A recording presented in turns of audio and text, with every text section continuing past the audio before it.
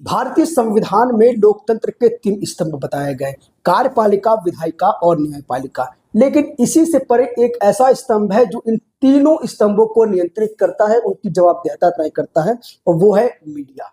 लेकिन दोस्तों, क्या मीडिया आज वही मीडिया है जो समाचार पत्रों में खबर छापती है, या मीडिया सिर्फ एक बिजनेस पॉलिसी लोगों के लिए बन गया है?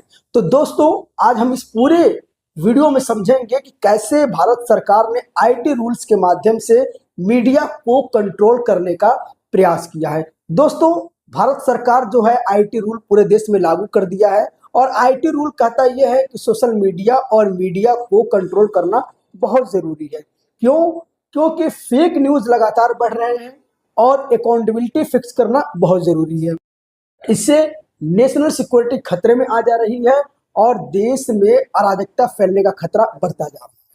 तो इसी वजह से सरकार ने आईटी रूल लाया। उसमें जो प्लेटफॉर्म है उनको कंटेंट हटाने का आदेश दिया जा सकता है, और यूजर यानी कि उस कंटेंट को किसने प्लेटफॉर्म पे डाला है उसको ट्रैक करने के लिए सिस्टम लाया जा सकता है। साथ में हर प्लेटफॉर्म को एक शिकायत ऑफिसर अपने यहाँ रखने की बात की गई है। तो देखने में तो बहुत अच्छा लग रहा है कि जो सोशल मीडिया को कंट्रोल करने के लिए आईटी रूल गवर्नमेंट ने लाई है, ये कहीं ना कहीं देश में शांति के लिए बहुत अच्छी बात है।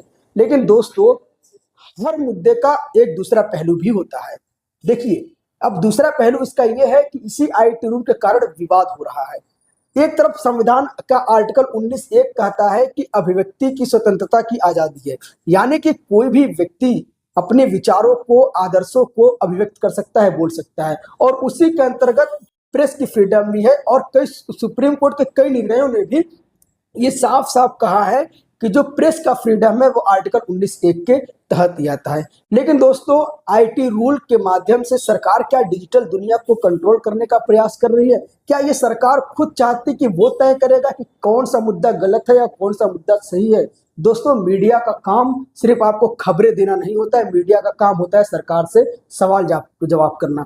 जब किसी प्रकार का भ्रष्टाचार होता है, करप्शन होता है, महंगाई बढ़ती है, तो यही मीडिया विधायिका से, कार्यपालिका से और न्यायपालिका को तलब करती है। यही मीडिया जब जनता की आवाज दबती है तो लोकतंत्र की ये सांस बनती है। लेकिन आईटी रूल के माध्यम से जब डिजिटल दुनिया को कंट्रोल करने का प्रयास किया जा रहा है तो एक विवाद उत्पन्न आ रहा है।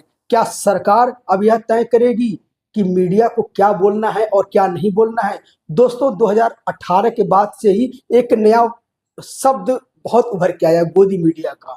अक्सर आप ये देखते होंगे कि एक न्यूज चैनल कोई रहता है, चाहे आज तक, जी न्यूज, ऐसे कोई भी न्यूज चैनल होता है, एक तरफ मौलाना को बैठा देते हैं और एक तरफ किसी हिंदू संगठन के नेता को बैठा देते हैं, और ये मुद्दा पे बात करते हैं, हिंदू धर्म पे, मुस्लिम धर्म पे, जातिवाद पे, धर्मवाद पे।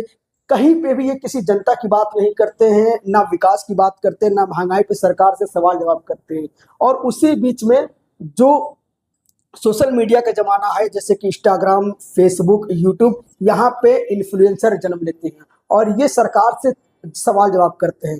आज के जमाने में मीडिया का रोल बहुत आसान हो गया है। यदि आपके पास एक मोबाइल है और आपके पास वीडियो रिकॉर्डिंग करने और बोलने की कैपेसिटी है, तो आप भी एक पत्रकार बनकर जनता की आवाज को उठा सकते हैं। लेकिन यही खतरा वर्तमान की सरकार को सता रहा है।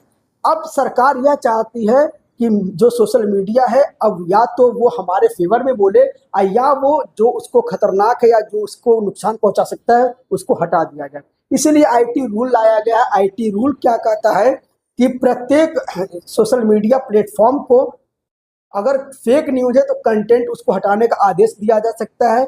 उस यूजर को ट्रैक करके उसकी जवाबदेहिता तय कर सकती है, और यदि कोई फेक न्यूज नेशनल सिक्योरिटी के लिए खतरा बन गया है तो उसको सजा दी जा सकती है। ये तो सारी चीजें बहुत अच्छी है। लेकिन दोस्तों, इसी के आड़ में सरकार जानबूझकर ऐसे इन्फ्लुएंसर को, ऐसे यूट्यूब चैनलों को प्रतिबंधित कर रही है जो सरकार से सवाल जवाब करते हैं। तो दोस्तों, सवाल आपसे है कि क्या मीडिया को फ्री करना चाहिए? क्या आईटी रूल सरकार जनता की आवाज को दबा रही है, या फिर एक सोची समझी साजिश के तहत ये अगली राजनीति का एक हिस्सा है? Thank you very much.